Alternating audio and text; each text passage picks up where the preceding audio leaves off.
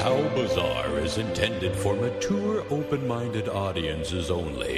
If you are easily offended, we suggest you turn this wacky shit straight off. Hey, man.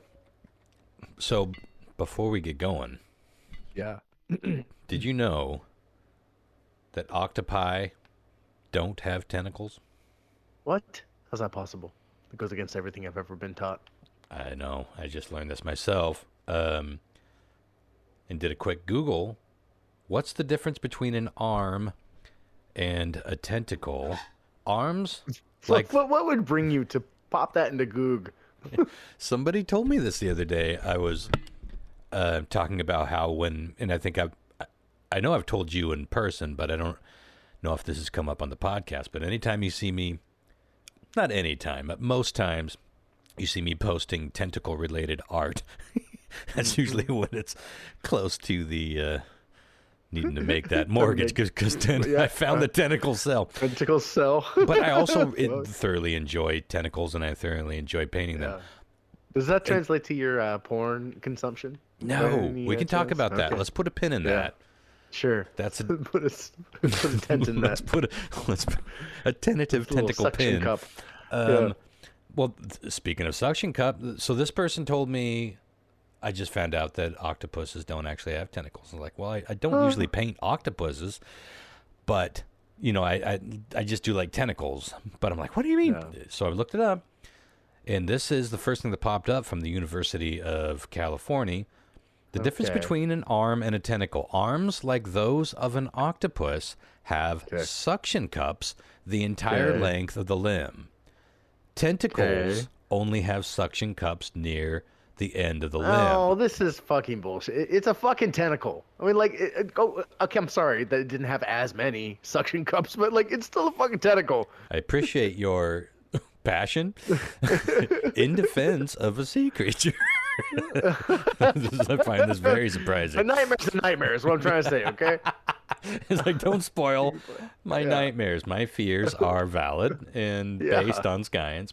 So apparently, in another little article that says, in strict anatomical terms, they are arms and not tentacles. That's a swarmy ass fucking response to that.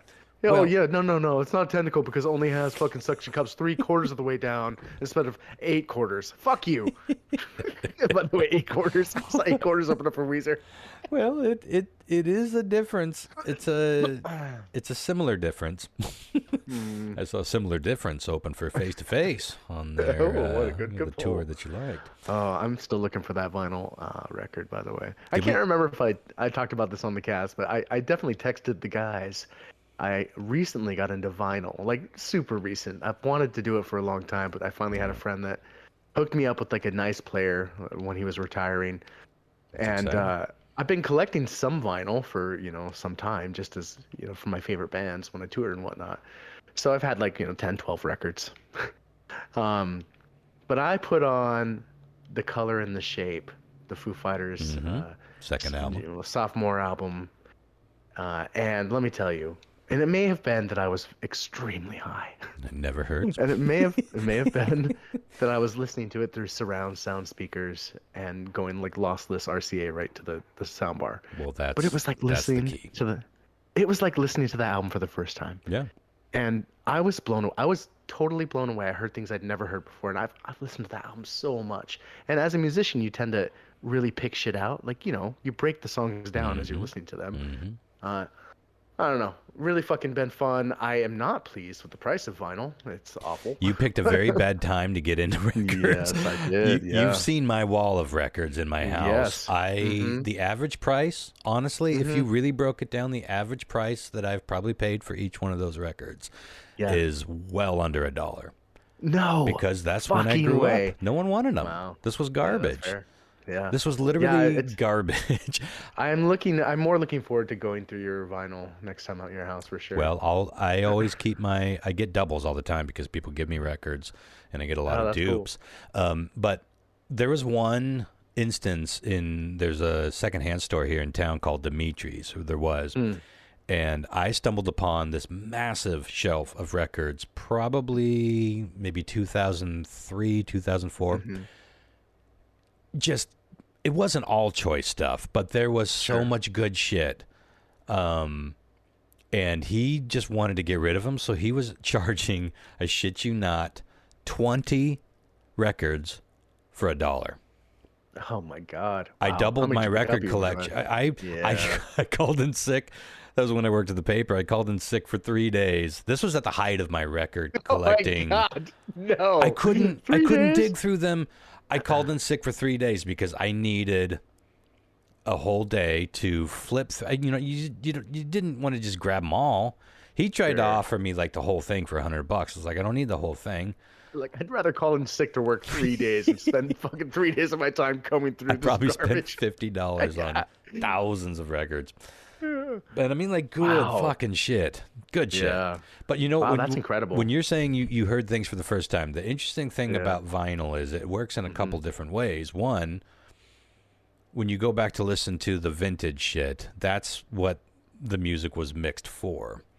That's why it sounds so much better than what it wasn't mixed for, which even cassettes and especially CDs, that's why you have like 15 different remastered versions of Led Zeppelin 1 because they couldn't get it fucking sounding right because they were going from analog into vinyl grooves to ones and zeros and it onto plastic and being read by computers and they couldn't figure out how to make that sound as good. It took forever and I don't think they ever got it quite right. But they got closer and closer. They were dialing some shit in. So the vintage stuff was specifically mastered for that format.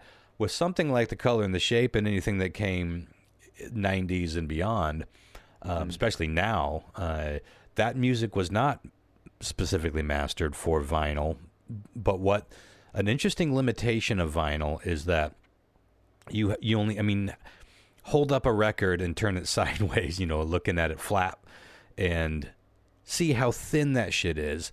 Two sides of that has to exist, and the way it exists is by something cutting into that piece of wax. It's actually hasn't been vinyl in quite some time, as far as I know, not proper vinyl anyway. But it has to cut into it both sides, and it can only cut so deeply. And a lot of what happened when we got digital going was we could do whatever the fuck we wanted with phasing and panning to the far left, panning to the far right. That doesn't translate as well on vinyl because the more you pan and the deeper some of those resonant tones are, the deeper the cut has to be in the groove, Yeah. and it won't Interesting. play right. So That they sucks. have to remaster some of that shit specifically for vinyl. So what you sometimes, if it's done well, it's not an automatic thing by any means. Don't get me wrong. There are people. It's a good that we call it mastering because it really does take a master to do it properly, especially dealing with analog. They got to reverse engineer that shit to some degree to put that onto a platter where that it reads on a little fucking needle, and sometimes that means remastering that album in a way that is a bit punchier. And it's less just across the board and even though that may sometimes mean less far panning, there are two types of compression. There's a lot of times we talk about compression, we're talking about digital compression. That's just squishing the file size or squishing the audio. A digital audio compressor, it works differently than an analog compressor. But analog compression is a different thing altogether, and that can sometimes, again, if it's done right, it's not an automatic thing, can make it a punchier, more crisp and concise production. And that might be what you're experiencing with that. Or you might just be hearing a good record played on a good sound system, and sometimes that's enough. Yeah, I think it's probably a mix of all three of those things. The third thing being me being very high, but Maybe I the first was thing. I have been really enjoying it. And what's cool about it is I've been like kind of lusting after these records that are really important to me. Albums that arguably would be in contention for record clubs. And the first one I wanted to find was Ignorance is Bliss, the Face to Face album we went over. Yeah. And I remember, it's so funny, Ronster, your memory of that, maybe only because you listened to it 2 times when I told it and when you edited it, but I didn't remember that until you mentioned it. I was like, I've been trying to find this fucking Ignorance is Bliss album. And I remember telling you a story on the podcast how I went to a coworker's house and she played it just after it came out on vinyl, and I was confused because the sound was so different on that album, and I had not listened to many records, and I was like, is this on a wrong speed or something? Like, it doesn't Yeah. sound like fucking Face to Face. Yeah. But it was just a different kind of album from them.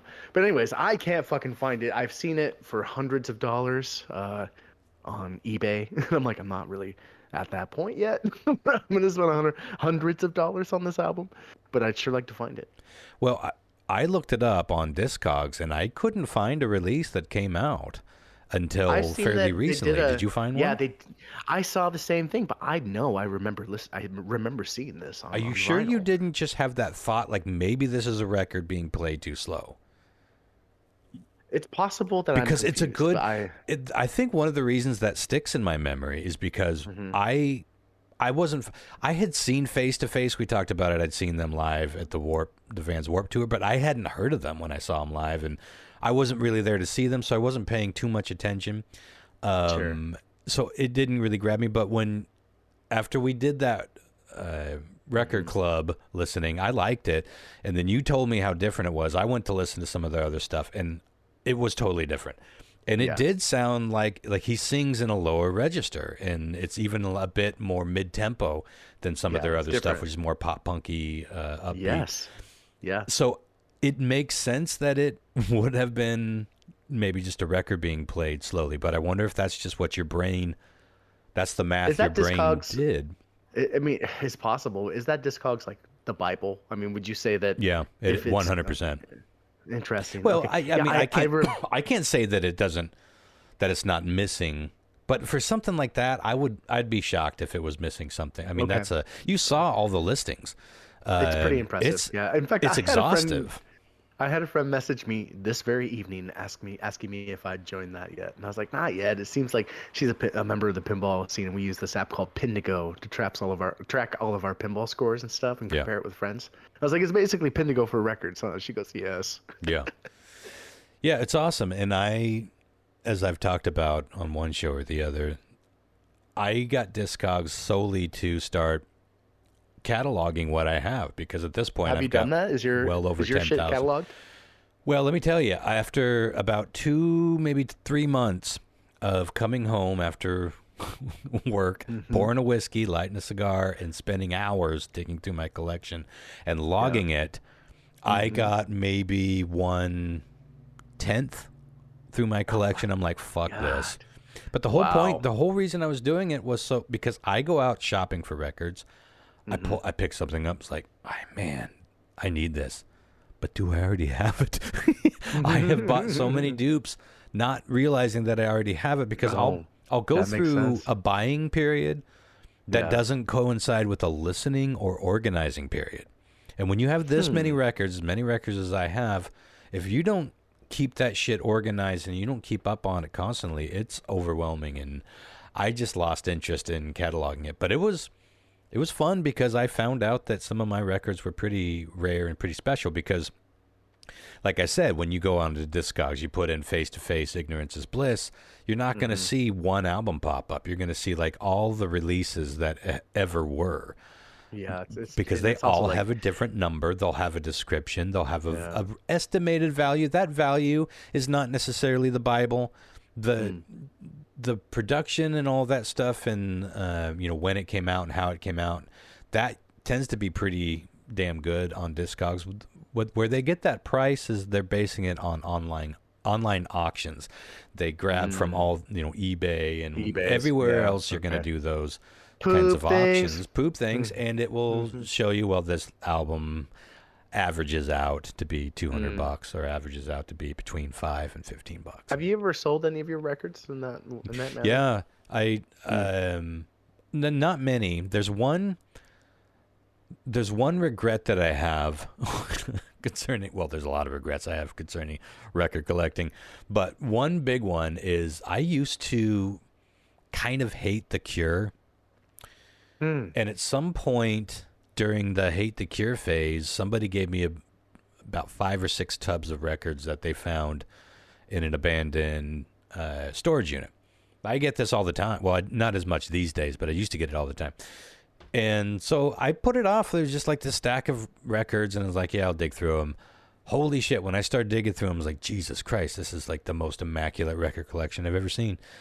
But it had all sorts of like complete runs, and one of those was The Cure, and it was like everything in their discography, including 7 inches, 10-inch maxi singles, EPs from Europe, like tons of shit. Wow. I didn't like The Cure, so I put all of that into a nice, tidy package and put it up on eBay and sold it for like $800, which was a shit ton of money awesome. 15 years ago for free records. Holy shit, do I wish I could have those records back. Not only have I become a Cure, not a huge Cure fan, but I'm a Cure fan now. I just want all those back. I wouldn't resell them now. It'd probably be $3,000 or $4,000. I've looked up some of them. They were extremely rare and immaculate. And you find one Cure fanatic, and they would buy that for a few $1,000 easily. I'm sure. I mean, in today's market, someone would buy that up in today's market and just to resell it for a few grand. Man. But I stopped selling them on. I just hated dealing with. I hated eBay. I hated selling. I hated buying. I gave eBay like a good year and a half. And I don't know. I just didn't have good luck, and it was frustrating. And it's not good. Yeah, it's not great. But I'm excited that you're into vinyl, and you say you got like a dozen or so records. It's not about the quantity. And let me tell you, as someone who has more records than I'll ever probably play, what's important is having ones that you're going to play. And this really pops up whenever you go to move. I haven't moved in over 20 years, but anyone that has a sizable record collection will tell you, you think packing the dishes and the furniture is a pain in the ass? Not so you much. go box your fucking records, man. You cannot believe how quickly those motherfuckers get heavy. You have I'm thinking about the wall of vinyl you have. Yeah. And there are tubs that I still haven't abused. It's and I've pared down. I've thrown out a lot of stuff. I give away shit, tons of shit, because I end up with duplicates. What was the name of that coyote? No. That's so interesting. Coyote? Yeah, coyote. Coyote. Coyote. Thank you. I don't know if we talked about this on the show, but we did. Joel, who did we talk about the record? I don't know. We did. If we talked about that. Well, Joel, who listens to the show, local guy who you at one point thought was John Mark's brother. I don't know how that came to be, but he put on a record expo here in town, and it was a huge fucking success. This was just a month ago. How did go? Yeah, I meant to ask how that went. It was fucking phenomenal. You got to look up. Did you sell anything or buy anything? No, I never have much money. I don't do much record. I spent $100 and walked away with like 4 records. Yeah. Now $100, good deal. Yeah. 15, 20 years ago at a record shop or a junk shop, you had a box of records, maybe a couple of boxes. Those days are long gone, but I did find some stuff that I couldn't leave without. But he's going to do another one in autumn, and I'm hoping that it's close enough to the Radar Dames Halloween show, so maybe you can come down for a whole full weekend and load up on some vinyl. That would be awesome. It was amazing. It would be really nice to actually get some time with my friends too. Every time I come down, there's always an event, and y'all are just fucking like balls to the wall busy, and I'm like, I feel bad even asking to get a beer. I know how fucking busy you are. Yeah, I know. It'd be nice. It would be nice just to come down. Fuck, man. What was I gonna ask you? Fuck, never mind. Stoned. Records? Yeah. You watching anything? Oh, yeah. Have you watched any good movies lately? What did I recently watch? I feel like I recently watched something that was fairly newish, but I'm spacing it. I think the last one that I watched that was new was Cocaine Bear, which I highly recommend. How was that? Was it good? Oh, you haven't seen it? Did we not talk about that on the show? I don't know if we mentioned in the last episode or not. You got to see it. Good. Okay, worth watching. See, okay, I felt. watch it. I know why I didn't bring it up, because we originally probably planned on doing that as a group. Yeah. But I still think we need to watch out. Nope. I'd like to get your reaction to Nope live in the same semi-world with you, virtual world if must be. Yeah. I watched last night. I got super stoned, surprise, and watched the Blade Runner 2049, the sequel. Oh, I still haven't seen that. How was it? You know, I fucking really enjoyed it. Did you watch Dune, the most recent one? Yeah. Can't remember. It's the same director. Um, Okay.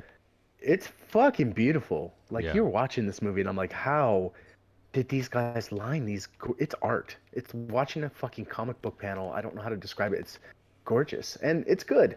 I haven't seen Blade Runner the original in a very long time, but I've seen it several times. Yeah. I understand the premise pretty well. It, I thought the storyline was fine, but it's just a treat to watch, start to finish. It is lengthy. It's almost 3 hours, but Yeah. give it a spin. I think you would enjoy it for sure. It's sci-fi. It's sci-fi at its best, in my I don't opinion. know Like, why I it just, haven't. Blade Runner is one of my favorite movies. see, I I've been sitting on it forever. I finally started a fucking list of movies I want to get through, and it just came to the top, and I'm like, here we go. I feel like so many things that came out during the radar station era, Yeah. there was no time, no capacity. So Hmm. and it just kind of faded into the background. But yeah, I need to see it. Is that on Netflix now? Where is it? No, I fucking rented it on Apple TV for $4, and I don't even regret it. It was great. No, $4. Sometimes Yeah, you just gotta I pay like four that. I bucks. don't mind. I As could long as give it's a shit. Like, available, right? yeah, Just just make give it it to me in fucking like high available. quality. Mm-hmm. Give me at least 40 hours to watch it because I'm old. Sometimes I gotta sit through things a few times, you know. I'm really at that stage of my life where I'm like, I can finish this tomorrow. That sounds great. Yeah, we'll get another 20 minutes in on Sunday. Like this isn't a movie; it's sex. I'm like, yeah, like I said. Yeah, I'm gonna tap out. Take a Yeah, little listen, snooze. to be not really like an at the end. It's more of a to be continued. See you in the Mm-hmm. morning. It's always a be to be continued. That takes the pressure off. It's like we don't have to do everything to completion tonight, right? We Yeah. don't both have to get off, right?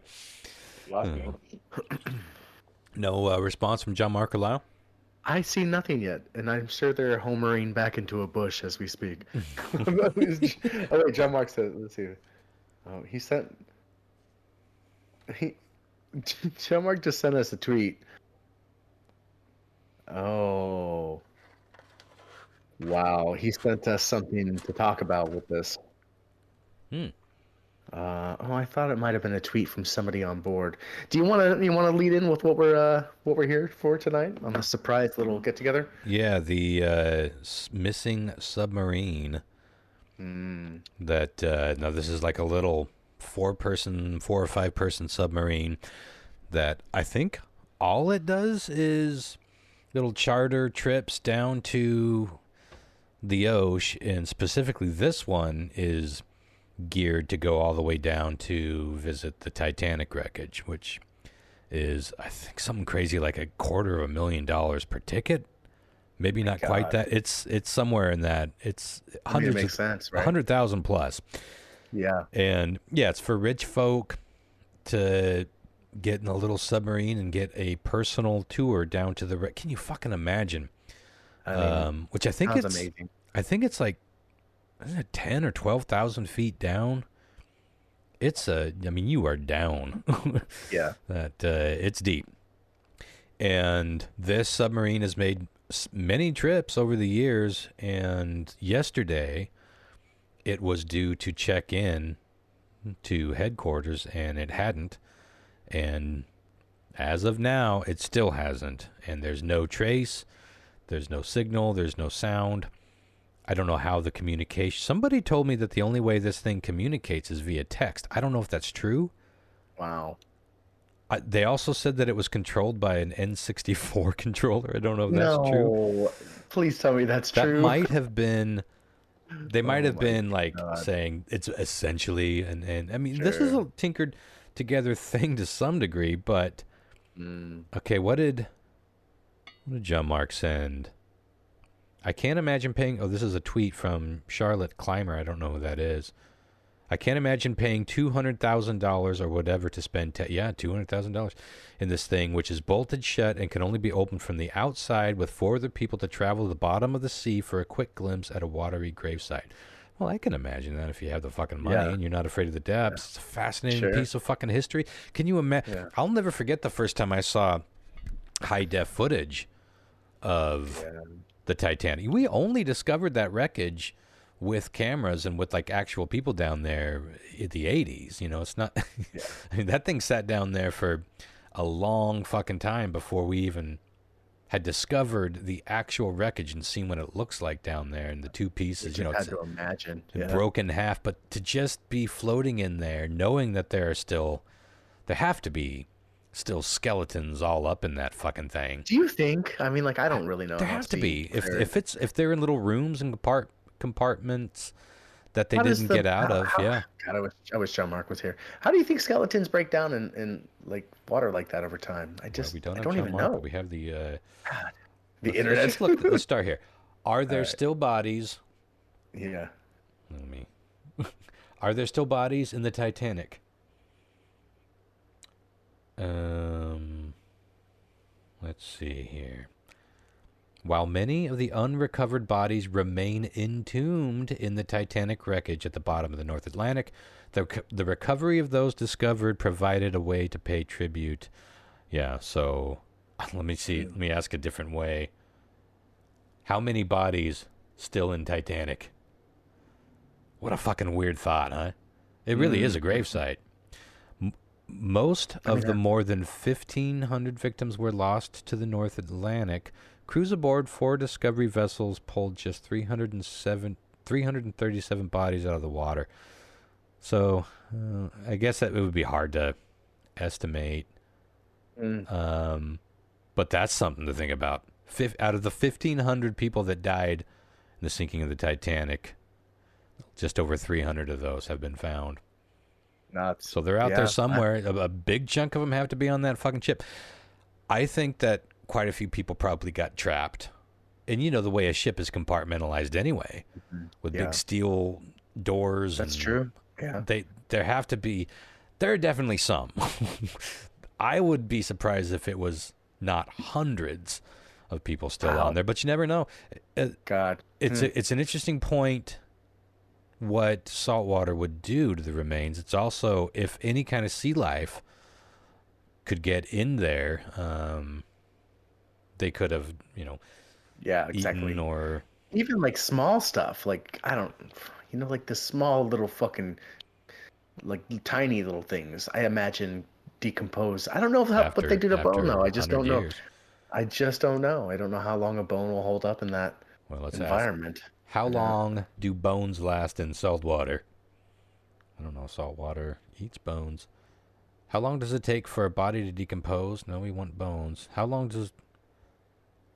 Under favorable conditions, a dead creature in the ocean is turned into a naked skeleton in 4 days. Whereas bones... Is that fucking true? That's what it says here. 4 days? 4 days. Don't fuck around. But then it says the bones will be gone after about a year. See, that's what I'm saying. I don't know that bones survive in water like we think they might. That doesn't make sense. John Mark, you are letting us down. I thought we've discovered like lake water. Like I've seen you might be right. I don't know about salt water. It's fucked up. Don't go in salt water, bro. You're not meant to go there. Are there skeletal remains on the Titanic? Yeah, not your mom, not your milk, man. Don't do it. Google's like, Ron, dude, chill. These people are dead. Have some fucking respect. How goopy are they? Google's like, I miss the days when he just looked for kettles used online. Did we find any of them fucking?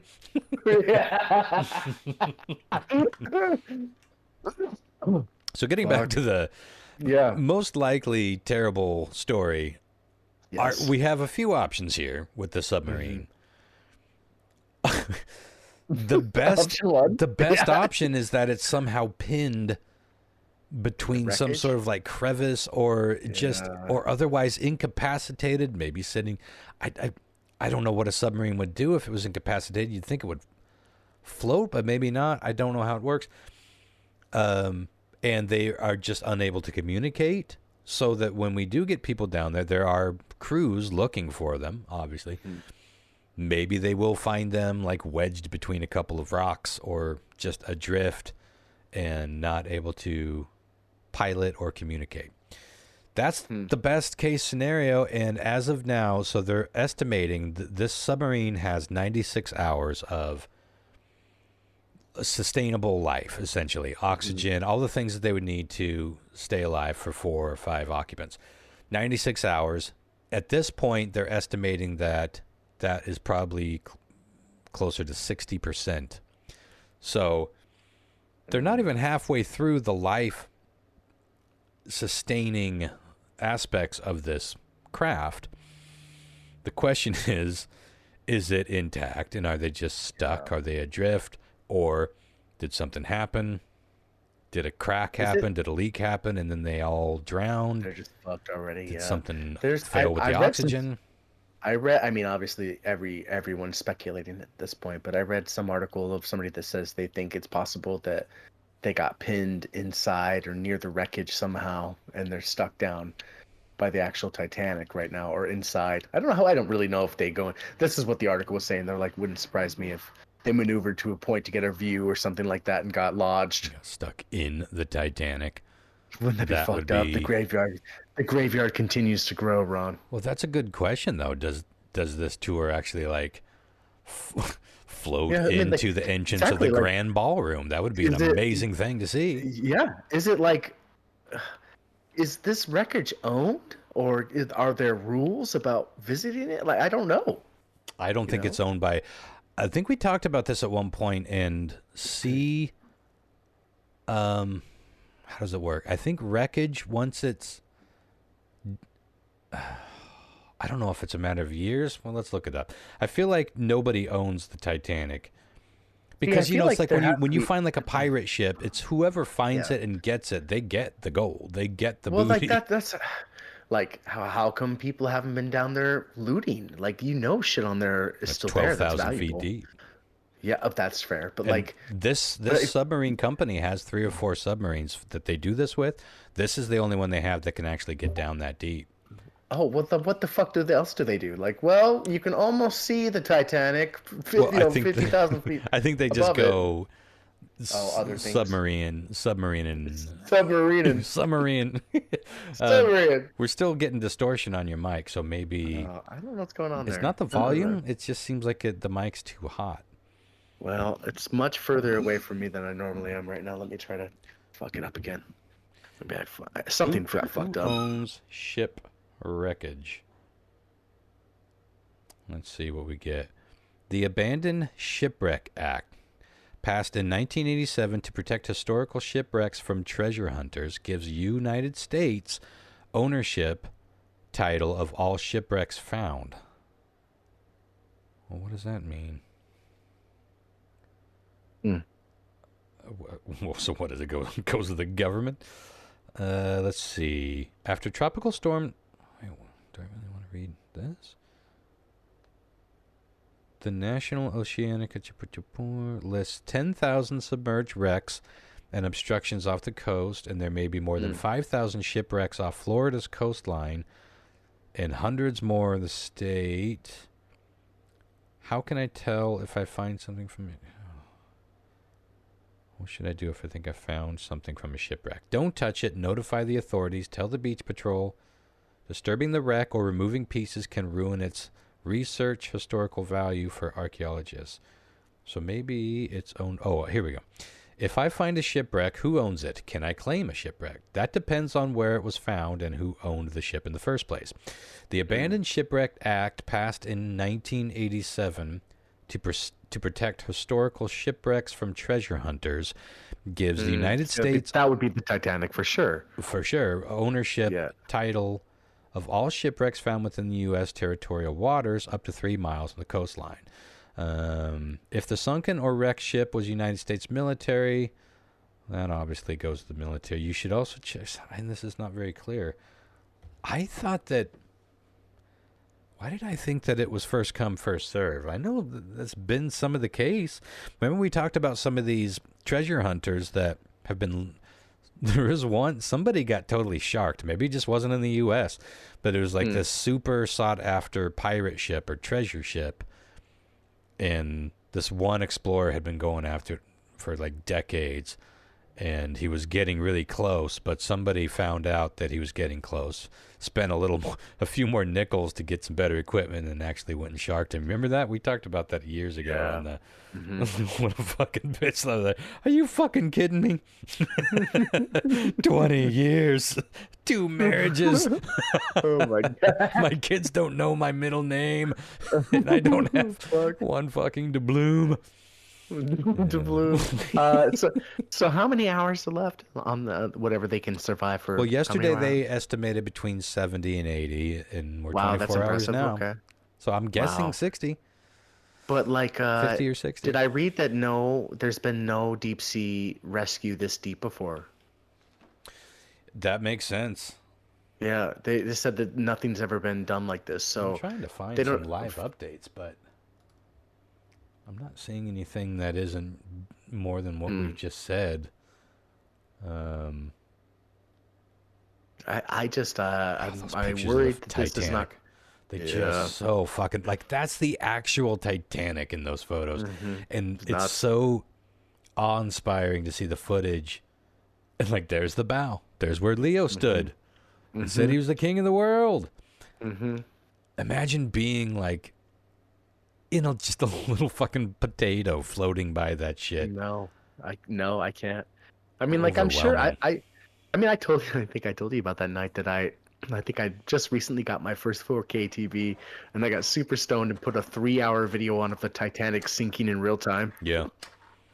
Just panned slowly around, and you could hear like couldn't see people, but they put like Iceberg some right audio. ahead. Yeah, they put some like mild like screams and Yeah. like panic sounding. It was incredible. It was. Yeah. I'll never forget it. I would if I had the money, I would definitely go on one of these things, and that's saying a lot for me That is saying a lot. with my deep sea fear. But okay, so like. So we don't really know what's the general consensus. Do people think we're gonna find these guys, or is it like it doesn't sound good? It doesn't sound good. I don't see any consensus other than um, all anyone's talking about is there's a timeline. If we don't Hmm. find them, we're gonna get them. We're gonna bring them back, boys. In the next 24 hours, it's pretty much over. The Wow. next 2 days, Hmm. I don't think there's any hope. But I don't know. I'm That's trying to crazy. scroll through the CNN is supposedly doing live updates, but this doesn't look all that live. The last update was. Oh, here we go. Let's move to a different page. Oh, 1 minute ago. Search teams could face choppy seas and foggy weather. Oh, good. Things are looking Yeah. better and better Yeah. for the Awesome. uncursed submarine voyage. The missing submersible was on an 8-day expedition to the Titanic wreck site, departing from St. John's, Newfoundland on Sunday. Weather conditions in that area at the time included choppy seas, 3 to 6 foot waves, and foggy conditions. But this is a submarine that shouldn't have affected them too much, I wouldn't think. With these while these conditions aren't too out of the ordinary, they could cause some delays for search parties. 10 minutes ago, it said U.S. Coast Guard search plane is most tracked flight. What? Hmm. U.S. Coast flight tracking. That doesn't seem connected to the story. Well, they got helicopters, planes, radar, lasers, deep sea vessels. Wow. Yeah, one of the And it's people. not like Yeah, go ahead. I mean, like I don't know shit about deep sea exploration, but it would seem to me that they had a path and a destination. Yeah. So, like, how much variant can there be on where they are? Like, why aren't they just down there with live cameras right now? Like, what Yeah. the fuck, man? I I don't don't know. think they can. I don't think they can communicate. Let's look that up. Can missing sub.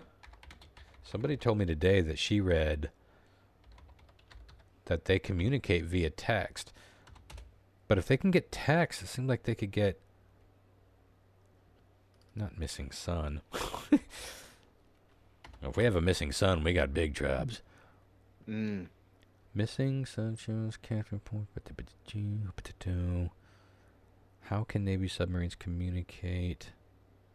Submerged submarines communicate via VLF radio waves, but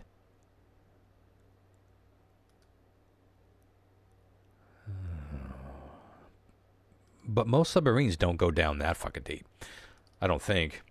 How deep do submarines usually go? 600 feet. See, so if a military submarine is like, let's say 600 to maybe 1,000 feet deep, this thing, And I think, am I right? Is it really, how deep? Is it really? I think it was 12,000. How deep oh my God. is Titanic wreckage? 13,000 feet. So it's going down. Well, like I- like 26 times I or don't. whatever. I don't think it could communicate through that Yeah, much okay. water. I Yeah, guess. fair enough. Yeah, it makes sense. I think even in the military, I've heard that the submarines will like come to surface level to send a bunch of emails back and forth or something, Yeah, like to download. communicate and then dive. Mm-hmm. Mm-hmm. Yeah, so no, there's no way. Once they're on that voyage, they're basically Fuck, man. they're out. Man. But that makes you Let me wonder ask how you, they did usually communicate. Did they surface and then go all the way back down and say we're still alive? And how many people are on there? 6, 4, I think something 4 like or that? 5. I think there's Let me ask the you. captain, 3 tourists, and an expert on the Titanic to like basically a museum curator to walk them through what they're seeing. Let me ask you a question. And it's dark, Ron. It's but I'm no. going to put you on that. You don't know yet. You might. It might be Okay, yes. Okay. You're on this boat. For some reason, you've had a lot of money. And, okay. You are getting down to the fucking wire. You're stuck down there. The panic has already come and gone. You have probably hit acceptance at this point. Mm-hmm. You're looking at that little air dial, and between the 4 of you, there's enough air for 6 hours. Mm-hmm. Who do All I of a strangle? sudden- All of a sudden, we're getting there. All of a sudden, you get a message. We've located you. We're on our way. We're 8 hours away. Yes. The answer is tough. yes, right? Like, It's do you, is it like a, well, 2 of us can live or 4 of us can die? Like, do you know what I'm saying? Like, I what don't- do you do? I hard- think that's a draw-straw situation. And even then, how do you do it? Do you Yeah. strangle somebody? What else do you do? Mm-hmm. You'd have to strangle somebody. You'd all have Man. to strangle somebody. What if Someone's what going to if strangle you- you while you're drawing the straws. Yeah. What if the 2 people you were with just seemed like garbage humans? Like really bad people. listening. And you drew the short straw and you knew you could overpower at least one of those people. I still don't think. I just could don't just die think with I honor. could live a remotely non-traumatized, non-guilt-ridden life, knowing that I killed somebody so that I could live, just because I thought they're a douche. What about you? You think you could choke a bitch if it meant? No, It depends on the date you took on that submarine. If it was like Bezos, and he starts like getting all like, I can't believe I'm gonna die down here with you fucking peasants. Like I would do that speech. I'd Yeah, probably like, choke, choke. It's like, wait, I can see the surface. Nope, chokey, choke. And get his wallet. just look at the flowers, Bezos. He probably owned them. Okay, we do got to fix your little too distorted Okay. now. What I'll just happened? back up. It's some when When you started hearing me funny is when Yeah. your voice changed. Here, let me just reset the fucking shit. I'm gonna grab my cigar real quick. I don't know. What do you okay? think happened? Man, it's so hard to say. I mean, like, I just don't understand. It has to be either some kind of malfunction within their submarine of sorts, right? Or they're lodged down there. They're stuck on something. There's the 2 things I keep coming back to. Or perhaps the pilot, is it the pilot? The captain had a medical emergency. That's possible, right? Oh, and they don't know how to. The others don't know how to. Just don't know how to do it back. I don't know. Yeah, it's a good thought Man, too. that's fucking crazy though. And the people that are on this have just living a life of privilege, whether they earned it or not, I don't know. But like billionaires, nuts. Yeah, well, okay, so obviously neither one of us are going to spend $250,000 going down here. What would you be willing to dish out? I mean, before today, before the sub went missing, what do you think you would be willing to shell out to go to the Titanic? It's such a like realistically, I mean, oh my God, if I this is relevant on some level. Disney just shut down their Starship Cruiser Star Wars experience. Have you heard about this? No. Okay. So I think it was maybe a year and a half ago, 2 years ago. I'm not certain. Disney launched this Starship Cruiser Star Wars experience, which sounds like a cruise, perhaps, right? Like you're getting on a cruise ship. No, it's a fucking building you go to in Florida, I believe. And for 3 days, you are immersed in a Star Wars experience. It's a hotel you're staying at, full of daily stories and adventures. You go back to your cabin, and instead of windows, you have big screens that make it look like you're in outer space. You're immediately given outfits. You participate in group dinners where it's like murder mystery and a story plays out. How much do you think it costs to do that for a person for 3 days? 3 days, $5,000.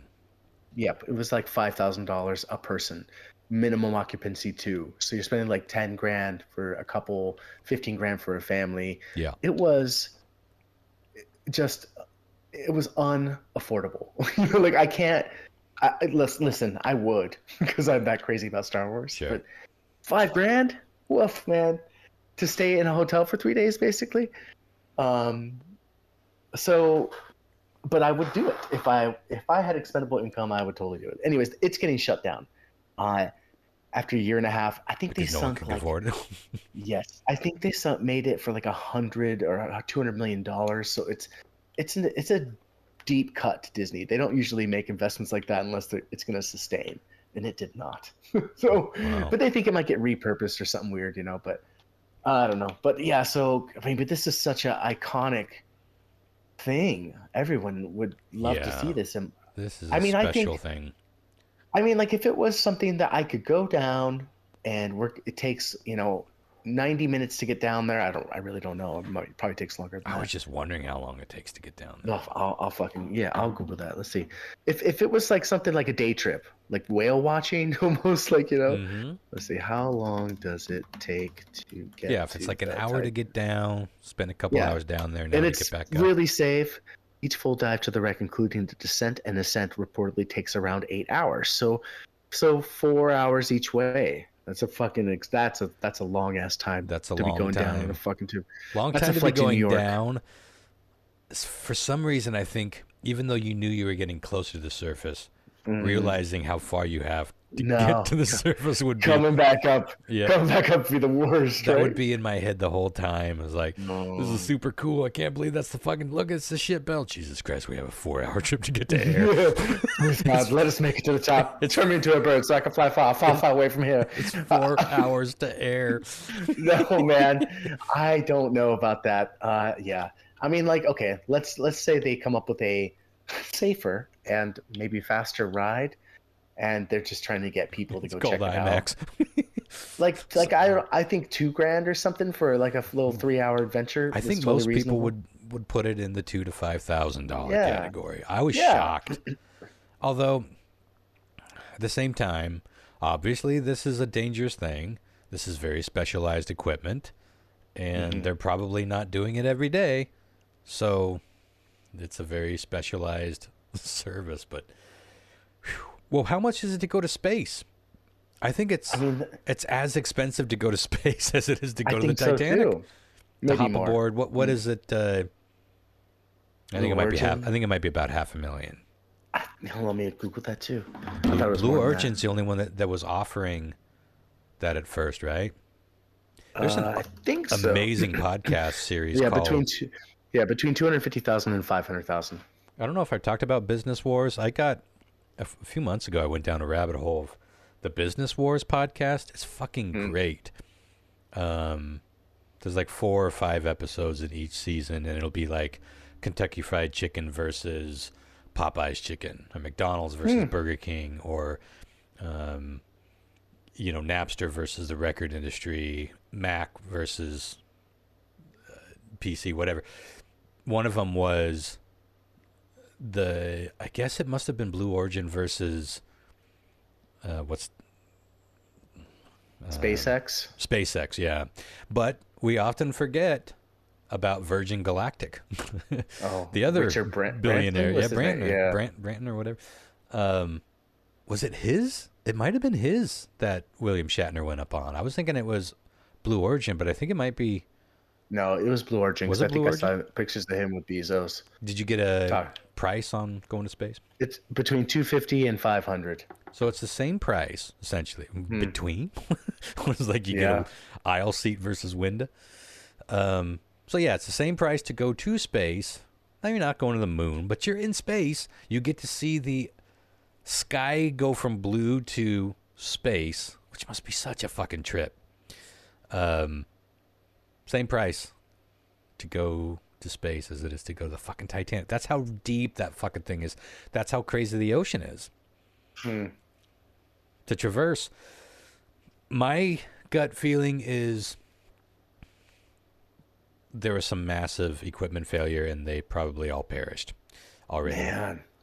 I don't want to believe that. I want to hear all about this adventure from them. I want them to resurface and say, or a giant kraken, the giant squid, anything. I want them to survive. I got no reason to want these people dead, of course, but my gut tells me that, that they're probably gone. Man, crazy. It seems like I don't know, the communication thing is a big... It's a rarity, no matter where you're at on this planet. It's a rarity that you can't communicate these days in some form. If you're alive and there's they could have lost power to the vessel. Could have been that simple. Sure. The power supply is dead. But if the power supply is dead, that probably means the oxygen's dead. I don't know how this thing's built. Might have some sort of emergency reserve. But if they can't communicate, then anything's possible. But something tells me that I don't think this is going to end well. And it's probably not going to end at all. I think they're probably gone. And we're never going to see them again. Yeah, I don't think we're ever going to see that submarine again. Man, that's what my gut tells me. Too early to tell, but not too early by a long shot. And we got a couple again, I guess I respect that this is a highly specialized piece of equipment and whatnot, but like, how are there not dozens more of these things just bombing it down there right now to try to figure out what's going on? You know what I mean? Like, how we're not seeing that. Yeah. How are they searching for missing sub? Because we know we got planes. Sonar buoys have been deployed to listen for the missing sub. They're capable of listening to a depth of 13,000 feet. The Coast Guard is focusing on finding the sub. They're also working to develop a rescue plan. Yeah. There's just not many details here. Yeah, there's a businessman adventurer, Hamish Harding, billionaire down there is one of the guys, the passengers. He posted a picture on his social media of him climbing into the sub, saying something like "off to adventure." Boy, good God, you weren't off to something, buddy. So it doesn't seem like I don't see anything that says other submarines are going looking for him. I think that's one of the reasons why this thing is so fucking expensive. It's one of very few vessels that can get that far. I mean, the military submarines, from my Google search, let me try asking a different way. How deep can...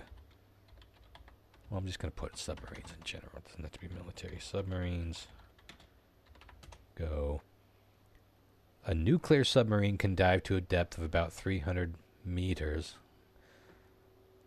We're American. Come on. Yeah, come on. The average depth of the Caribbean Sea is 2,200 meters. So, wow, worthless. That puts it into some sort of perspective. Trieste is a Swiss-designed, Italian-built deep diving research Bathyscaphe, which reached a record depth of 35,000 feet near Guam. 35,000 feet. That's as high as planes fly. Right? Yeah. How high? this entire podcast is the Google cast. How high do jets fly? I feel like it's 30,000 feet. Stop. Why are you giving me meters? How high do let's say 747s fly? Yeah, 35,000 feet. Think about when you are up in a plane flying to a different state and or country. That is how deep a submarine went in the That's ocean. crazy. That's fucking crazy. Good God. Ugh, this is all panic-inducing. Truly, yeah.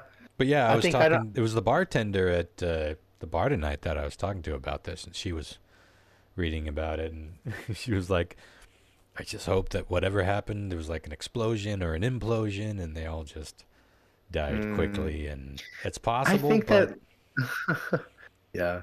I think one of my worst fears is going down in a plane, but if I had the choice, I think I'd take the plane over this. Over the depth, yeah. At least you'd have a view.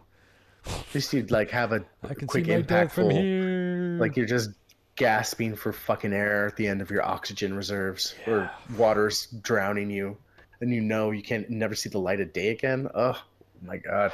Very, very grim. Yeah, I'm not saying anything new beyond what we just talked about, but let's see. Coast Guard vet details uncomfortable dark scenario. What does that mean? Oh, ooh, that's bright. The commercial submersible that went missing presents a challenging and dire situation for rescuers. From what I understand, the vessels are not designed for long-range multi-day excursions, says a retired Coast Guard lieutenant commander who was involved in the long-range search. So it's going to be very, very uncomfortable, dark experience with a lot of hope and prayers. Here's a new headline. Well, here's a Daily Mail headline. Titanic tourist submarine with 5 aboard, including billionaire, was just above the wreck when comm suddenly died, 12,000 feet down. Amid fears it is stuck too deep for manned rescue sub, and with air to last until 7 a.m. Thursday. Fuck. Okay, so it is 7 a.m. Thursday. All right. Well, it's 9 p.m. It's 10 p.m. Monday. Their time, I guess it's midnight. Oh, this experimental vessel has not been approved by any regulatory body. Waiver of Titanic's waiver the Titaniacs need to sign before the 250,000 deep sea trip to view wreck could result in physical injury, emotional trauma, or death. Yeah, woof! All in once in this case, possibly. Well, that's interesting though, because that makes it sound like they can communicate that deep. Yeah. Like they were communicating as per usual, or perhaps a ping or something. I don't know. That's probably why someone hypothesized that it got stuck in the wreckage. But it seems like they'd still be able to communicate. But if they crashed against something, and cracked a window, or again, let me put you in a situation that's dark. This time, it's still fucking terrifying. Okay, you are down there now, and you're hovering above the wreckage. And they're giving the tour guides, like, this is as close as we can get. We're not supposed to get any closer to the ship. And he starts pointing shit out to you, this or this and that. And all of a sudden, boom, all the power goes fucking out. And you can see and sense you can sense you're falling. And out the window, you can just see the wreckage getting closer and closer until you feel that fucking impact. And now you're a part of the Titanic wreck. Oh my God! Did you need to hit something there to make the sound impact? Yes. Very well timed. If not, well, if the power it's a question of what's creepier, because if the power went out, you wouldn't see anything. I guess that's true You because wouldn't there's really see a nothing lighted fucking up here. thing. A Oh, giant that's sea worse. beast could It's be worse. looking in on you. But You wouldn't but see you it. could feel it. But you could feel the descent. How's that? You feel it. feel the You descent, could and you're feel- like, oh god, at any moment we are gonna impact then you on just the hear it. fucking Titanic. But like it goes way longer than you anticipate, and you're just sitting there in darkness, falling. Bam! Jesus. Is this the Halloween episode all of a sudden? Because I know, right? I'm Oh my feeling god. pretty spooked. Let me turn the light on. Yeah. Let me take a breath of fresh air. Yeah. Well, you might take it for granted. This could be an incredibly terrifying thing for these people. I feel awful for them, but they're I also had not heard billionaires. that they had communicated, so that throws all my theories out the window about the communication. I couldn't And find anything. that was just a solid. headline, so it could be a ping. And It it's could the be, Daily Mail, but exactly. let's look it up. Last DailyMail.com. communication from missing Titanic missing sub with 5 on board. 96 hours left. Titanic tourist sub was lost for a few hours last year during a trip. Oh, wow. Same company, I so bet. it's gone, yeah. Oh, no. So it was gone for a while, but it was only gone for a few hours. This is already over 24 hours, I think. 20-foot lost communication with the mainland 1 hour and 45 minutes after it embarked on its tour. Now, it said it took 4 hours to get down there, so they... Yeah. Well, so that's why they call the ocean the final frontier. We've been to the space, we've been to the moon, and beyond. Well, not people, but we've sent things beyond. The ocean really is the final frontier. Well, I guess that's all we have so far. Here's what I think. We just recorded an hour. I'll trim some of it, but I think this is our episode for the week, and maybe we should that's great, yeah. get together and do a weird trip to tack on the end of it. Do a little half-hour great. mini I think that's episode. great, man. That'll be Yeah, great this is for perfect. Comet Week, and that'll be it. Ronster? Yellow. Hey, man. Ahoy. I said, what you want? What you want? Get the funny with the money that you Boot flaunt. things. Did you listen back and hear how close you got last I time? did. You know, I definitely was overcompensating. Sure. So, but it was fun while it lasted. But now it's over because I've got it nailed down. Yeah. Ow. Yeah, we'll see. The cocky get cockier. We should probably let the folks know that this is kind of odd. I don't know if we plugged this on the last time we recorded, but Christopher and I got together in a drunken impromptu conversation, mostly about the missing sub, which, by the way, is great. still missing, and there's another 6 hours that they're estimate. It's an estimate with this air. You know, it's not like in 6 hours it's certain doom. Something I don't understand. If you're a billionaire and you're at the bottom of the fucking ocean, those subs only go up and down, right? So Well, I they go don't forward. just go up. You know what I mean? To air, and then wait for the Coast Guard to come find you. I think they are stuck or having some kind of mechanical failure that has stopped them from doing that. Yeah. Wow. Yeah, they could be. Well, here's the thing. The thing only opens from the outside, so it could be floating somewhere out there. But unless you're in direct radio contact, there's no cellular communications out there at all. So, but odds are they're not, they're probably not on the surface. Whatever happened to them. I didn't know anything about it until I seen a little bit of it on the news tonight, like an hour ago. So, Lyle, you sound good, but you're way louder than Chris. So I turned mine way down when we did before. Let me turn that around. a Oh, little that bit, could be. Unless you want him to turn down. No, you can down. I think Mine's set in stone. You know, it's okay. whole reason I went down that point is like, well, we wrapped up about an hour or so conversation, and we thought, well, why don't we just put together some weird triv later on in the week, staple it together, and call it an episode. So that's what this is. And we do have a guest joining us. Yes. Okay. We do. Jeff Hall, who I don't think he'll mind me saying, is the late great Razor Ramon's brother. That's right. he's been a longtime listener. He emails me so many great stories. He probably is the person one of the top 5 people that email me regularly. Yeah, nice. I don't believe he's ever been on the show, but he's written in a bunch, and we've read his emails and stuff, and he's pretty excited to be here. He is an East Coast guy, and he gets up early, so he's staying up late for us. Pretty exciting. Appreciate that. I feel like I might owe him something, like a prize. Now you're worried. I feel sense like the fear in your voice. I feel like he's, well, everyone knows what I am at this point, but I can't remember what it was. Like I feel like I got everything out. I still have a pile of stuff for Ben. He commissioned a couple pieces of art, but they can't ship. He hasn't come over here, and I haven't gone over there, but I got a whole pile of stuff for him. Where is he at? I don't remember. Somewhere, I believe somewhere in the Seattle area, but I don't know. I could be wrong. I'll have to, I'm due for a trip. You're due for a fucking trip. Oh my God, yeah. So, dude, get out of this here town. I know, man. You always say that, but man, I don't think you're ever gonna leave that city. Well, I have built a life for me here that is constant meetings and constant having to be on other people's schedule. And I have all these fucking animals. It's not easy for me to just pick up and leave, even for just a night or two. Bro. But I was close to it. We were talking about it just last week. I was really close to hitching a ride with somebody that was heading over that way and crashing on your couch for a few days. And I was excited, at least entertaining it. I knew it was a long shot, but... Bitch, I got a spare room. I'm a fucking adult. You have to crash on the couch. You could bring a woman back if you needed to. I mean, you on the couch too. Yeah, you told me that before.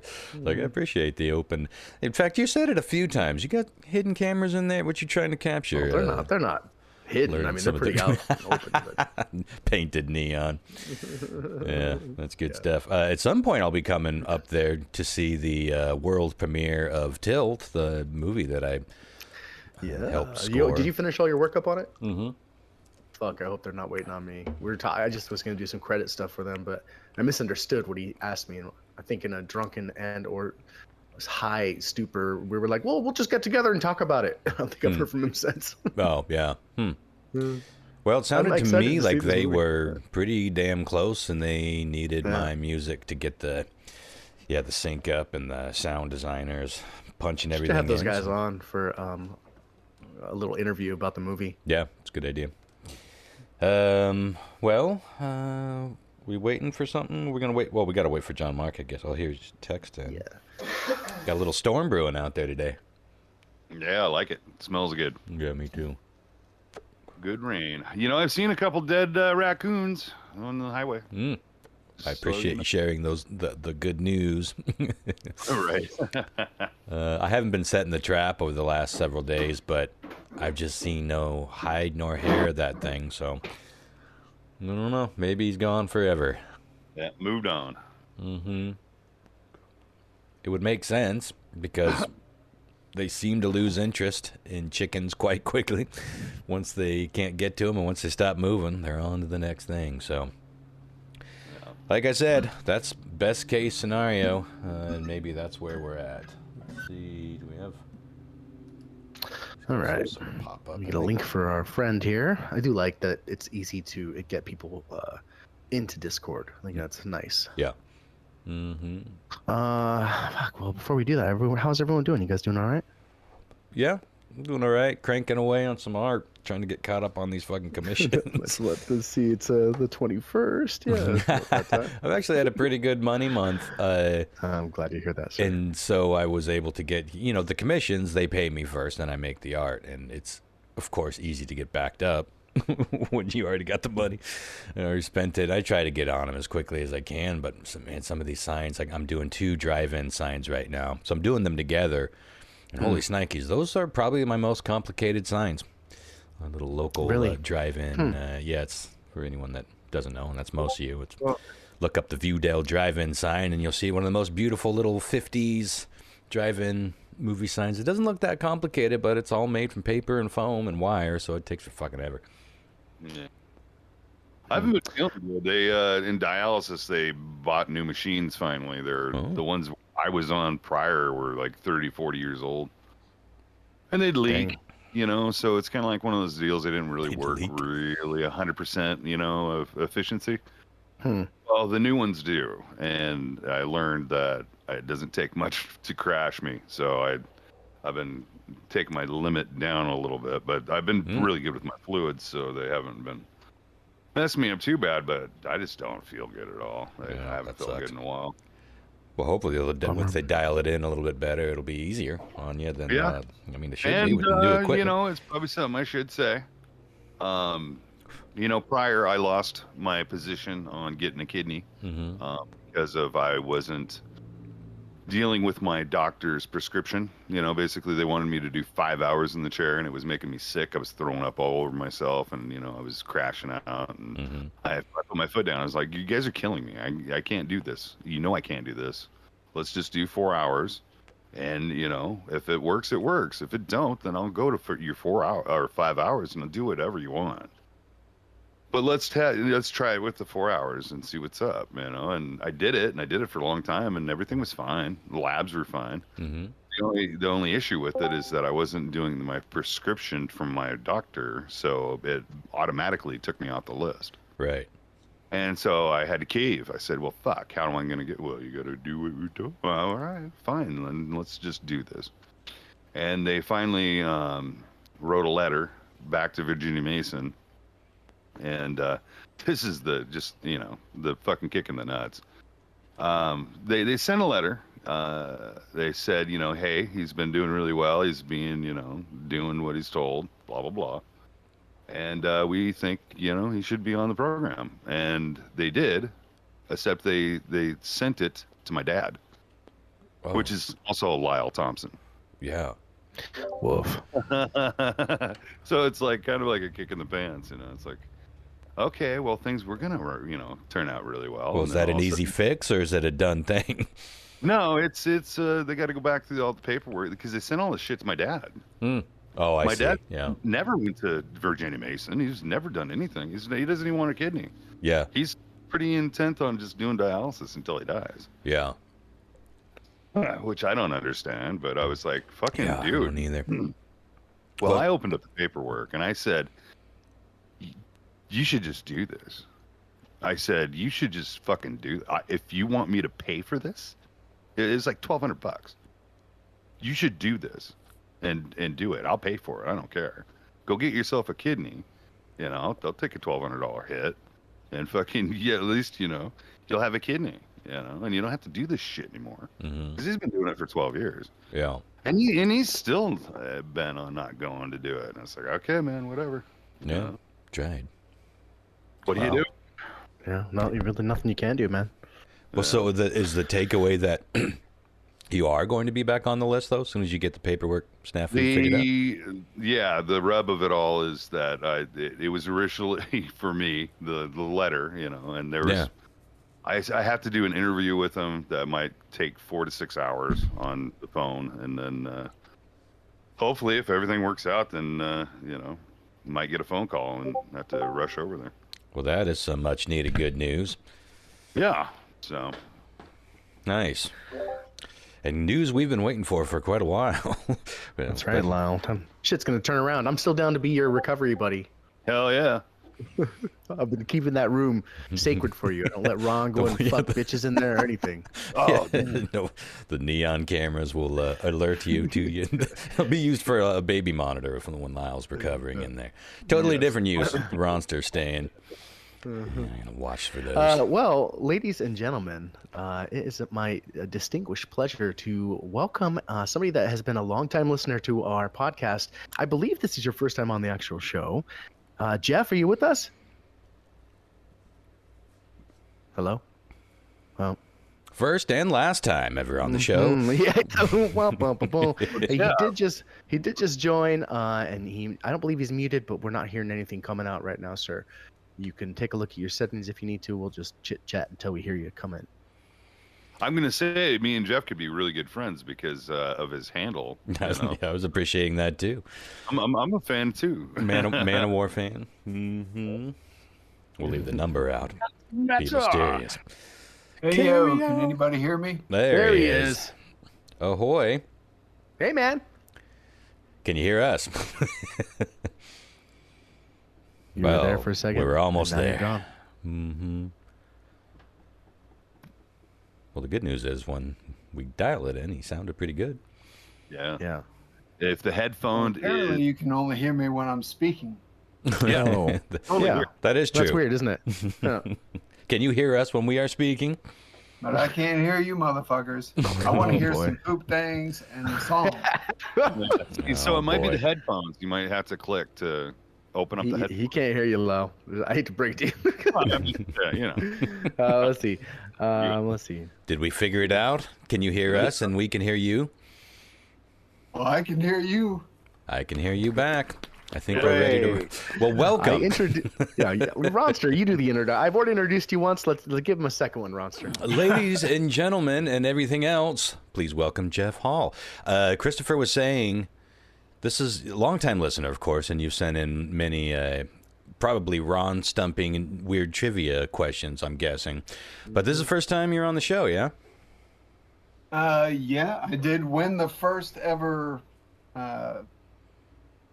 before the championship, back in the days of the Space Pod, I won the first whatever thing where you guys were actually playing for the... Oh, that's right. Oh. That's how we used to do it. And I think it was Lyle. I think Did it you was ever- the Crippler that won for you? that- That's right. I remember that. Did you ever get your prize? Oh, hell no. That's why I'm going to win. I'm going to win now.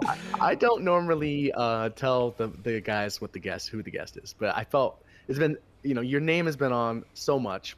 We know you because you communicate with us quite a bit. We appreciate you as a fan. But I wanted them to know who we were going to have on. I'm going to pump them up a little bit. So I told him, and he's like, fuck, I think I owe that guy a prize. He instantly dreaded.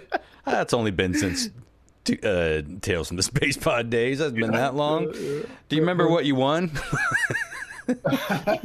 Besides a you weight? would have to go into your room and find a bunch of right. stuff. And I believe it was. Oh, I that believe it hasn't was your changed. dignity, Ron. That has not changed. Well, no one owns that. It has to exist.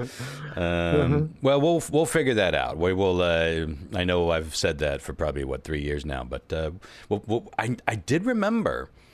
I think it's just down to you and Ben, who is still missing a prize you in the got roster. Yeah. Everyone else has died. They died by the mailbox, just staring and waiting. Keep hanging in there. You might outlive me too. I think you have one of the mugs that were made.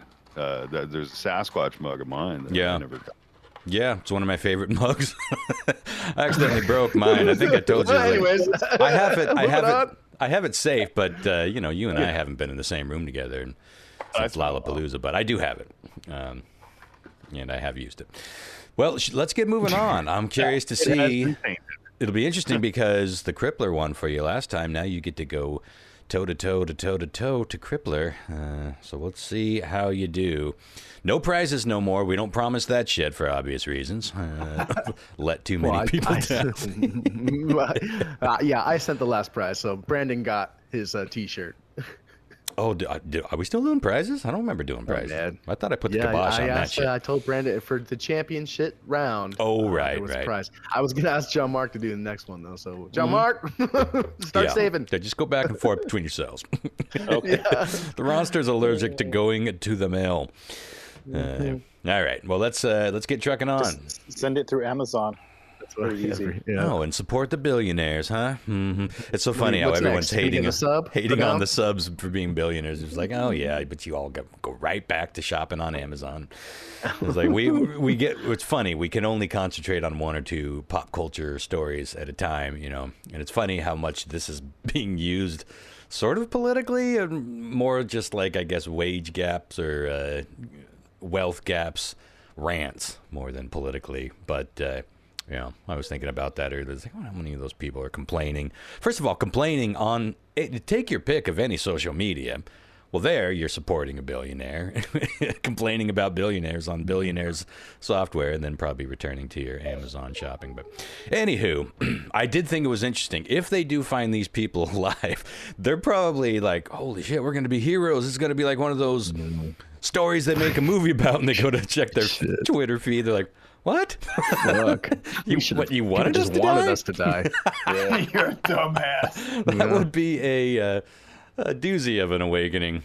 But, we shall see. It's not You know, looking, for not me, looking good. there's always that hope, and I've always kind of had my fingers crossed that somewhere out in the deep ocean, the megalodon still lives. Mm-hmm. And could you imagine just if a fucking megalodon just snacked on him, just chop, done.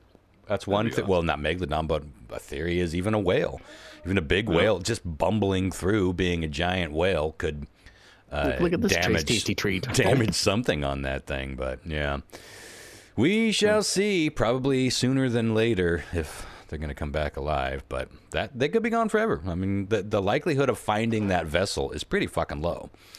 Crazy. Like ever. So. We'll see. Even a giant squid. I mean, we know they're real. You know, could you imagine like looking at the peephole and seeing a saucer? You know, that's like fucking 6 foot. Just a blink, blink. All going wink, wink. Oh. This couldn't possibly get any worse, right? And make it so Christopher won't take a shower ever. Yeah, I'm already stinky enough. motherfuckers. All right, that well, eye's gonna I'd love look to in. get started, but I just can't because there's one thing that needs to happen. I know you're ready, Ron. I know you're am ready. this time. Okay. Hit me, Ron. The question Hit me with some poop is, things. are you ready? Oh, I was born ready. And now I will simply Poop hit things. play. Well, we'll see. It's weird trivia with Christopher F. Hahn, a man from Florida. Oh, pretty damn good. Everybody. Don't get you started on the goddamn brown herring. Figured out the Told you. code. Figured out the Dawn of code. an era. Crack code, bitches. Never going to be nearly as fun. All right. Nope. Time to come up Good. with a new theme. All right. We will go traditional order with Jeff at the end there so he can listen to y'all's wisdom and decide if he wants to follow it or abandon it. Question 1. And I do believe years ago I did this exact question. As I was writing, I was like, did I?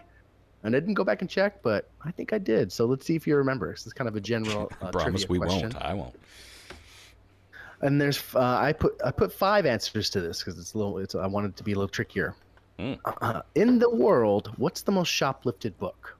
Is it the dictionary, the Bible, the Kama Sutra, What to Expect When You're Expecting, or Twilight New Moon? Again, None of those the most make sense. shoplifted book in the world. The dictionary, the Bible, the Kama Sutra, What to Expect When You're Expecting, or Twilight New Moon. I have a hard time. Well, I have a hard time believing any of these, honestly, but I know one's right. Twilight, still. I mean, correct me if I'm wrong, Chris. You're wrong. Twilight fan.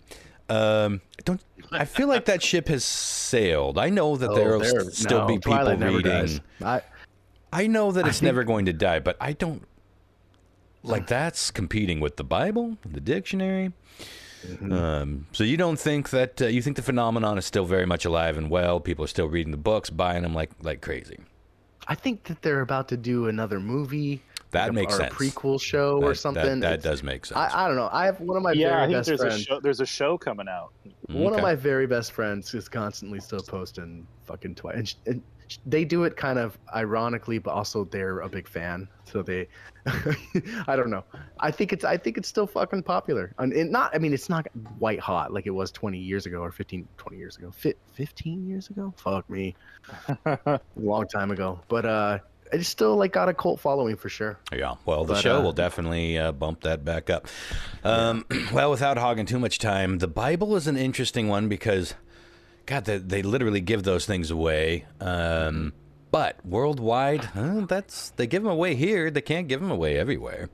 They're forbidden in some countries due to religious clashes. So I'm gonna go with the Bible only because, man, what were the time others? you did, Ron. Dictionary. And there's another utilitarian one in there that I thought might have an What to interesting. expect when you're expecting, and for That- you, it's probably more the Kama Sutra. One leads to Oh, the the other. Kama though, really. Sutra. I see the what to expect when expecting is interesting because maybe. Well, now you can just get online though, and maybe you don't want to talk to the parents. It's like, well, we got troubles, but we better. Maybe don't need no search history showing up. Yeah, I'm rambling. I'm just gonna pick. I'm torn between that and the Bible, but I'm gonna go with the Bible. Just Okay. strange. They're all strange. John Mark. I think it would be ironic if it was the Bible, and that would be interesting. Yeah. And I also think that it seems like the Kama Sutra, I don't know, it's like one of those things where it's kind of like an interesting artifact, but I don't, is it still like... Yes, John Mark reads it for the interesting artifacts. It does also still seem like something that people might be a little embarrassed about, because there's still a lot of people out there that are not really, one or two positions in touch with their own sexuality and the fact that it's okay to be sexual, and that's, so I think I'm gonna go with that, just because it seems like that would be something that people might want to like keep secret or kind of like feel weird about or something. I don't know. Does your mom still listen to the podcast, John Mark? What's that? Does your mom still listen to the podcast? I have no idea. Your son's maybe a pervert. Mm-hmm. He looks at naughty books, but he does it for the... And a spy. Provert. Worst. Provert. Mm-hmm. Lyle. I am, Bibles are pretty much, in the States anyway, you'd find them in a drawer of your, normal hotel room. The definition of ubiquitous, yeah. I would say after you had a Colt 45 and 2 zigzags, you might need some rolling paper. And so you would steal Bible to roll your joints. Mm-hmm. To roll. I've heard about people doing that. It seems like it would work fairly well. It's a very specific thin paper. Yeah. I wonder why the Bibles are always made of that paper. Well, and maybe they like it, so they steal the whole book, instead of just ripping out a couple, I'm going to look that up after the answer, or after the... Okay. So I'm going to go with Bible, yeah. All right. Jeff. John Mark had a good point about people being maybe shy about the Kama Sutra, but it's got to be the Bible. You're going with the Bible, too. Okay. Interesting. Okay. Let's move on to question 2. The answer is what I assumed, but God, there's bigger books than the Bible out there. But the answer that's popping up is the Bible has that super thin paper simply because of its length, and it makes it more affordable for shipping, and as something that gets given away. Well, and the availability too. You got to think that in States anyway, they're like in literally every freaking drawer of a hotel room, I'm telling you though, that paper does seem very jointy. And well, it's the thing is, like, when you're down on your downest luck, where you're going to be, you're not going to be, some millionaire down at the bottom of the ocean. You're going to be sitting in a shitty fucking dive. As a marijuana enthusiast, I have never even considered rolling the joint out of Bible paper. Now I can't stop thinking about it. Yeah, well, it's definitely not the same paper, but it's closer than your Stephen King novel or a comic book. I mean, it's a very unique Gets you feel. Closer to God. Mm-hmm. Whatever it takes. Amen. Okay. This is a fun question here. What is the unit of measurement used to track the speed of a computer mouse called? The speed in which it travels across the screen. The unit of measurement. Is it called A, sliders, B, clickles, C, parsecs, or D, Mickeys? Again, what's the unit of measurement used to track the speed of a computer mouse called? Oh, my mouse is going 18 Mickeys today. It's crazy. Again, sliders, clickles, parsecs, or Mickeys? It's so funny. I when you first said Mickey's, I didn't get it. But I get it now, and that's funny. And I'm trying to think of who was the first one to invent the mouse. I feel like it was Steve Jobs. I feel like it was that group. I mean, it was either them or the Bill Gates group. They were all kind of working together-ish at one point, and then dire enemies at one point, even before they were all millionaires. And that seems like kind of an inside joke. Jokey kind of thing. Well, not that inside. Clickles. Can you spell clickle for me? Just a moment. Yes, I can. Clickles. Clickles. Okay. Kind of like Kegels, but with the click at the beginning. Okay. I'm going to go with Mickey's. It's probably something lame like parsecs. Wait, was that one of them? That's not lame. How dare you? Probably something stupid like Christopher would make up. No, parsecs makes sense. And then the other one was... Sliders. Sliders. See that? I really hope it's not sliders. How many sliders you get with that thing? That sounds good, doesn't it? It's rolling off your tongue. It's like, oh, mine. I got 7.2 Mickeys here. KFC's got some pretty badass sliders.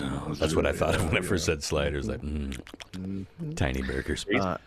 John Mark. I feel weird that being as into PC gaming as I was for such a long time, and specifically playing games like Quake and Doom and shit back in the day, that nothing jumped out at me as like, oh yeah, I know that. That's a good point. So I'm gonna go with fuck it. I'm gonna go with Mickey's too. I can't think of anything that would it be more important to know your unit of mousy measurements than gaming. Exactly. Yeah. Lyle.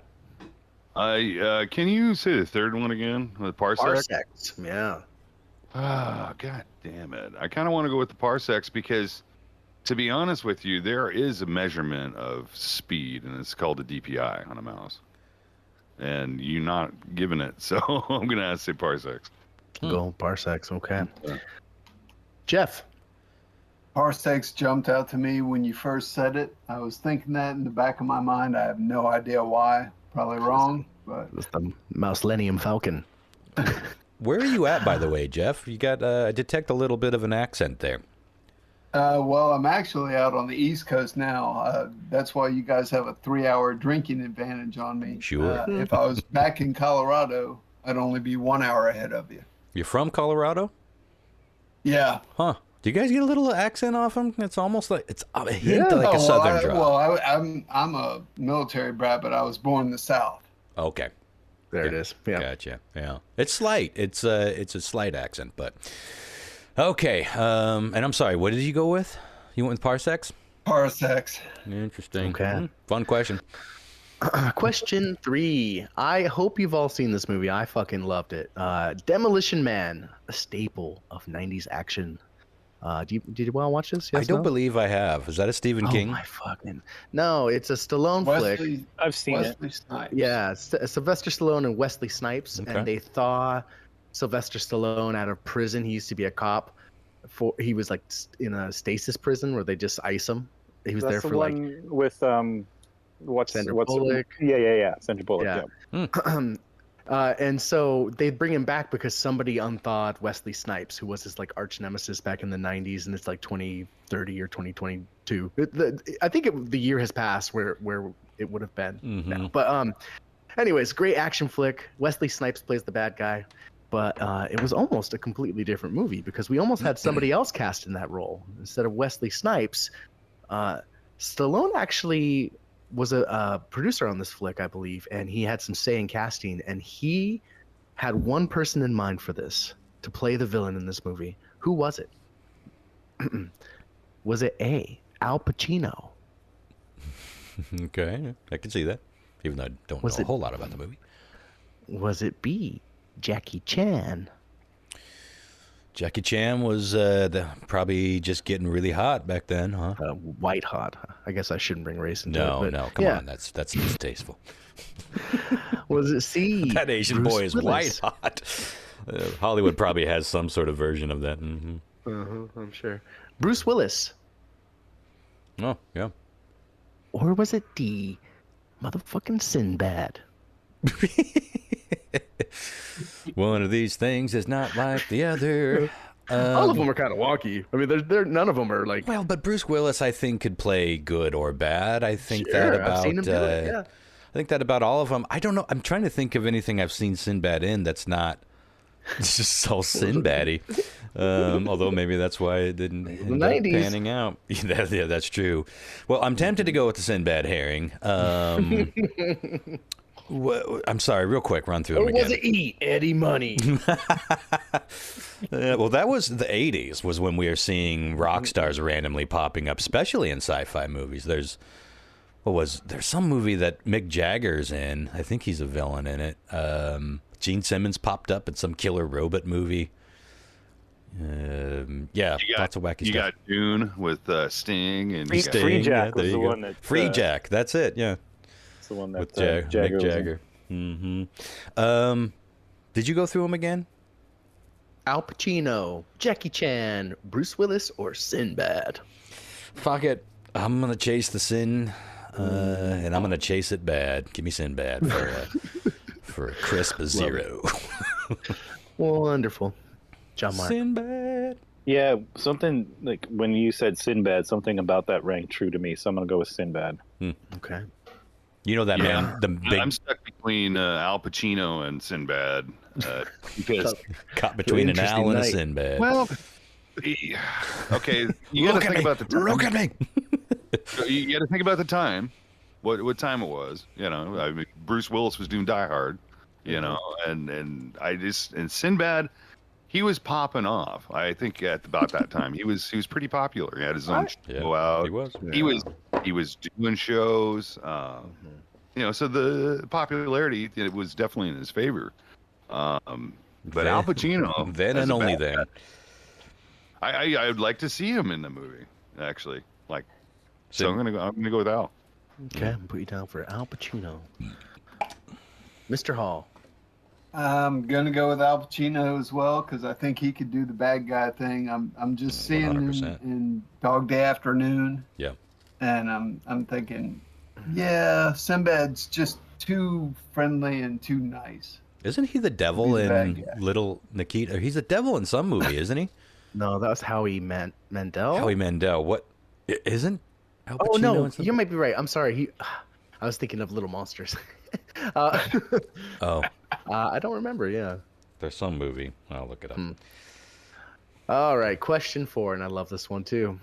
Harrison Ford recently shared an interview. Skip up. Let me try that one again. make me sound good, Ron. Oh, Devil's Advocate. cut That was a this good all movie. out. Sorry, go ahead. All right.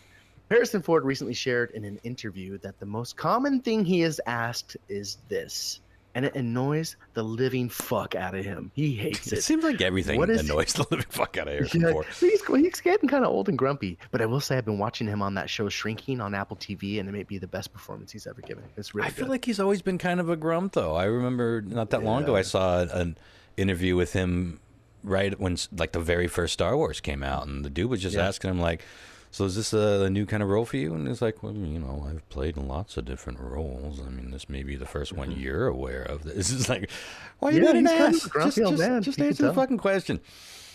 Yeah. So what does he say is the number one question he gets from fans, and he fucking hates it? Is it A, will you be in another Star Wars movie? Oh, so this is a new question? No. So he gets asked a question, one thing, over and over again, and he hates it. Right. So what is it? I'm going to read 4 things. But spoilers, Is it A? he's probably not likely to be in another Star Wars. That's what I'm saying. Oh, this is something over his whole career that he was asked all the time. This is currently, or over his whole career perhaps, the number one thing he gets asked. Okay, I'll stop interrupting. It's okay. Is it A, will you be in another Star Wars movie? Is it B, do you actually know how to use a whip? That's a good question. Is it C, who would win in a fight? Let's try that one more time. C, who would win in a fight between Han and Indy? Or D, did you shoot first or did Greedo? Well, they're all pretty good. Number one question he's asked. Who would again. win in a fight between Han and Indy, by the way? I feel like Han's Great got question. Han's I probably feel got like- his gun. Although Indy had a gun at one does point. Indy had a gun too. I think Indy. I don't know. I feel like it's a draw. I can't choose. Yeah. I feel like is it in space? Is it in the jungle? This is like akin to our old podcasts. Well, the Is it Star in Wars water? thing, Sassy? the Star Wars thing is obvious, and I'm sure up until recently he must have been asked that weekly, especially once the franchise got going again. I'm sorry, I'm having a hard time retaining. Can you run through the rest of them real quick? Sure. Will you be in a Star Wars movie? Do you actually know how to use a whip? Who would win in a fight between Han and Indy? And did you shoot first or did Greedo? They're all good, but I'm going to go with, do you actually know how to use a whip? And I personally would believe that he does, just knowing him and how he takes his acting seriously, sometimes a little too seriously, but he would have learned how to use that fucking whip, I would imagine. Probably. I'd be a Yeah, little right? disappointed if he didn't, but it is showbiz. That's what I'm going with. John Mark. I'm gonna say, are you gonna ever be in another Star Wars movie? Seems right. And by the way, the question with the who shot first, we all know who shot first before Lucas went back and changed it. So that's kind of a kooky question. Yeah. I mean, originally Greedo didn't even shoot. He just fucking slaughtered him. Yeah. That was what made it funny. It was edited 2 times, wasn't it? It was like when Indy pulled out his gun, you know, that, I believe it's the first Raiders of the Lost Ark, when that badass looking dude with the scimitar, whatever those swords are, is like flipping it around and he's all scary and intimidating, and Indy pulls his gun out and shoots him. That's one of the greatest cinematic moments. And you know that scene wasn't scripted? Harrison Ford was fucking so sick that day of shooting. He was just over it. They had this intricate fight plan between the two.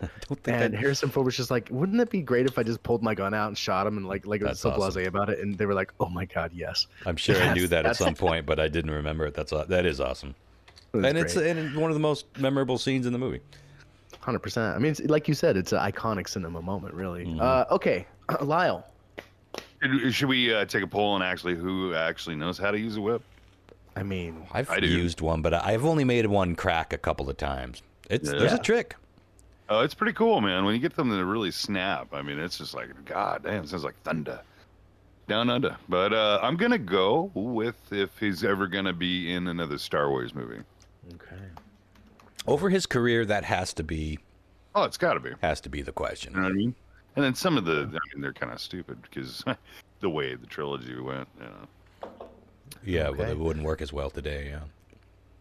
Jeff.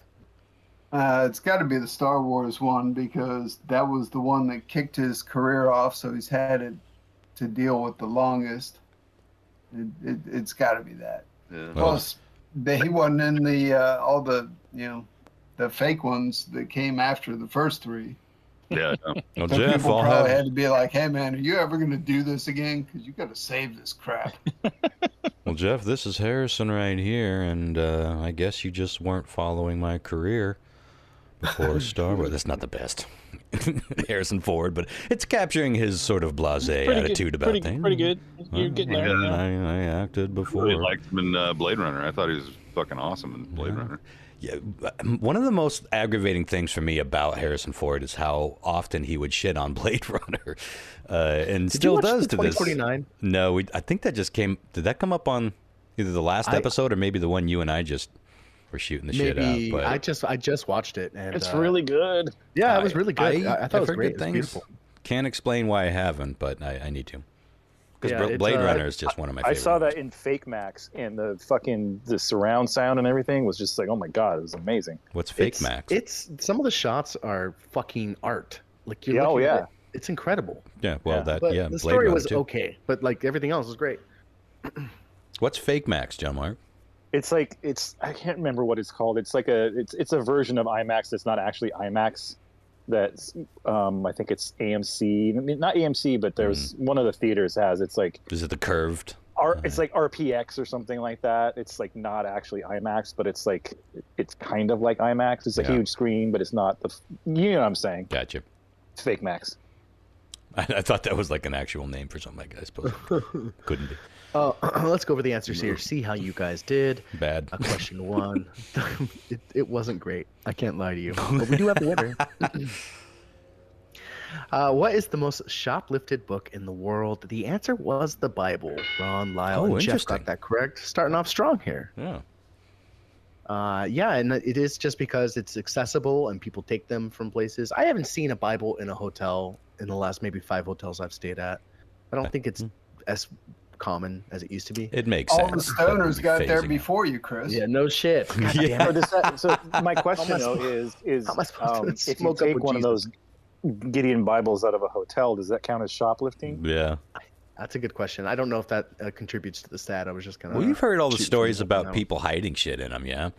Like Yeah. usually money, but also drugs and other wacky messages for other people to discover. It's like since knowing that, I try to remember to check the drawer and flip through it and see if there's anything. I've never found anything, but I've read so many stories about it that it has to be. And even if it wasn't true to begin with, and it was like an urban legend, it's true now. I'm sure some people have done it. Probably not so much money as tomfoolery, like a little treasure hunt in their hotel room.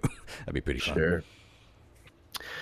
Your mouse. When you're moving your mouse from left to right or up and down, there is a unit of measurement that is used to determine how fast it is going. And that unit of measurement is indeed Mickey's. No shit. Mickey's.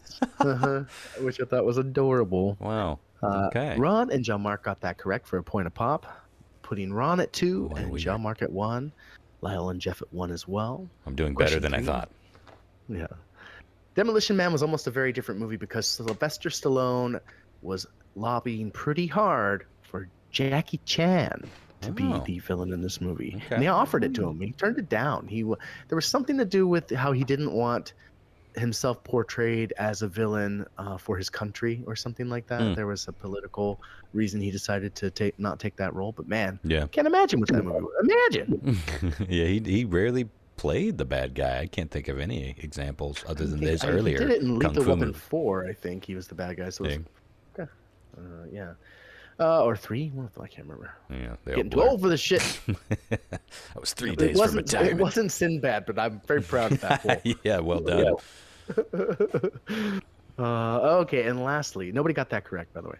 Lastly, question 4. Harrison Ford recently shared in an interview that by far the question he has asked the most, and he fucking is annoyed at shit by it, he wants people to just get a life, is who would win in a fight between Han Solo and Indiana Jones?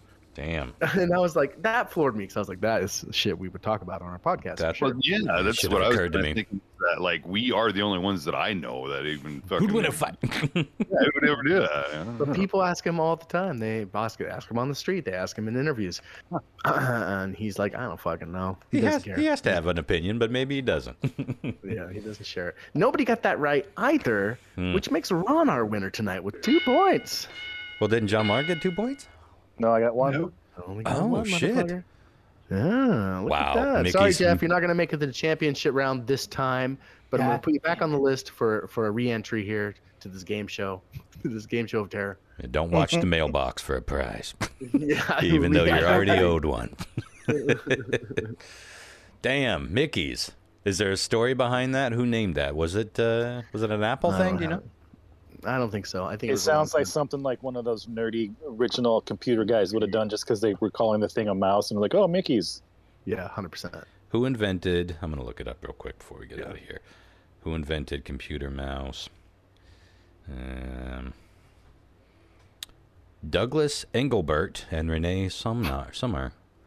Great name. Wait. The trackball, a related pointing device, was invented in. I'm going to let you guys take a guess because I certainly wouldn't have guessed this date or year. Real quick, round the horn. John Mark, when do you think the mouse, according to Wikipedia, the very first line, the trackball, a related pointing device, was invented in 1946. I guess that's not technically the mouse, but there was a trackball already. Very Are interesting. you telling us the answer, or we're supposed to guess? I'm going to guess.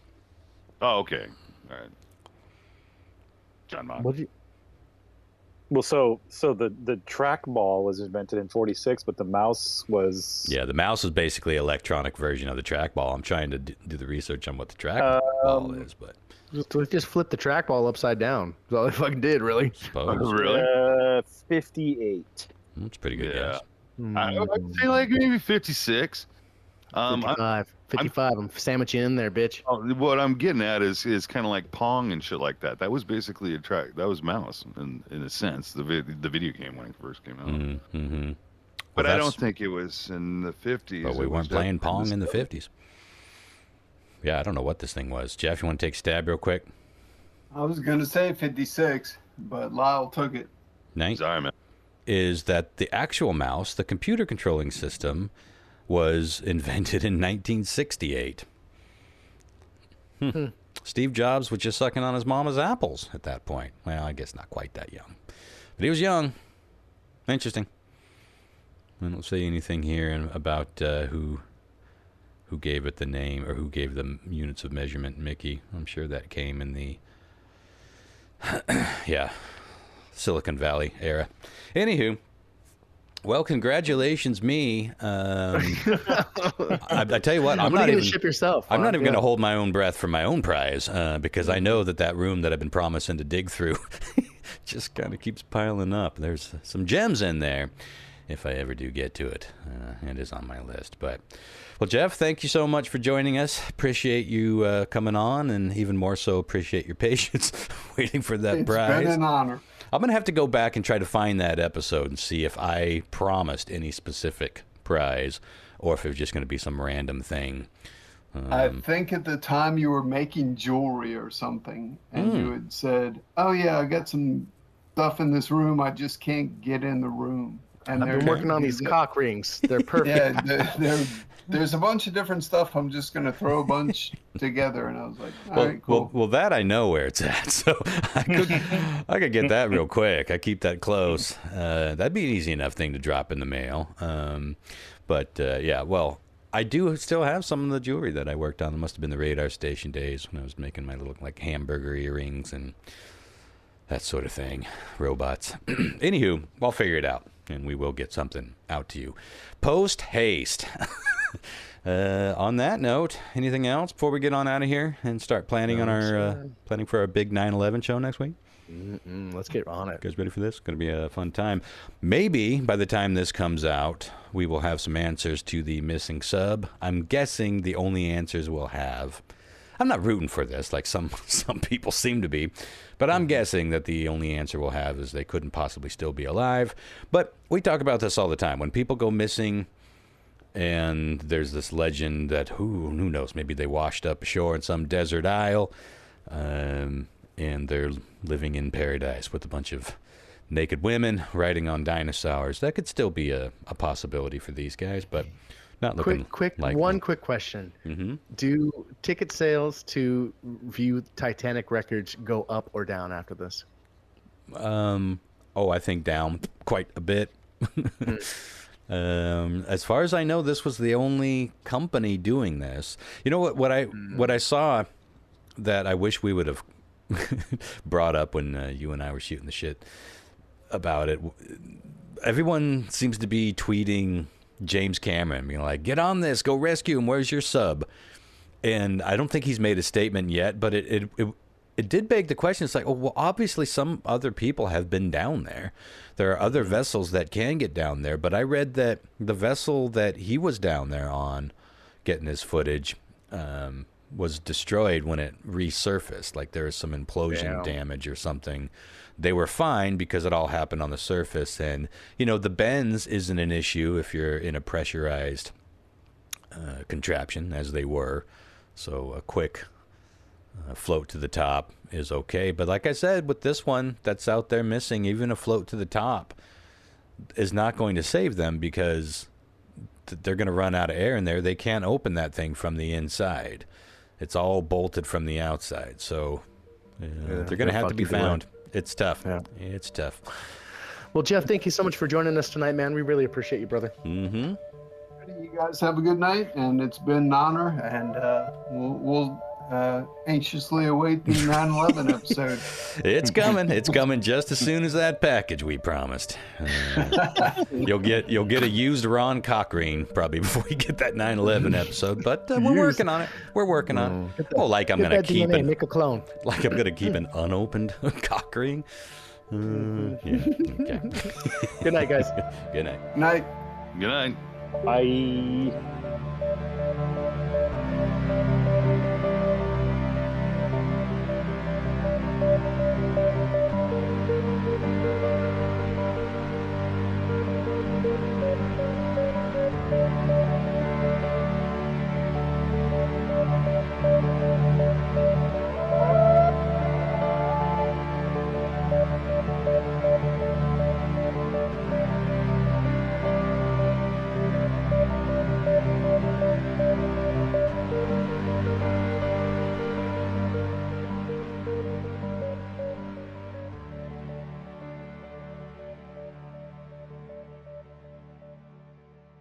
What about you? You think you could choke a bitch?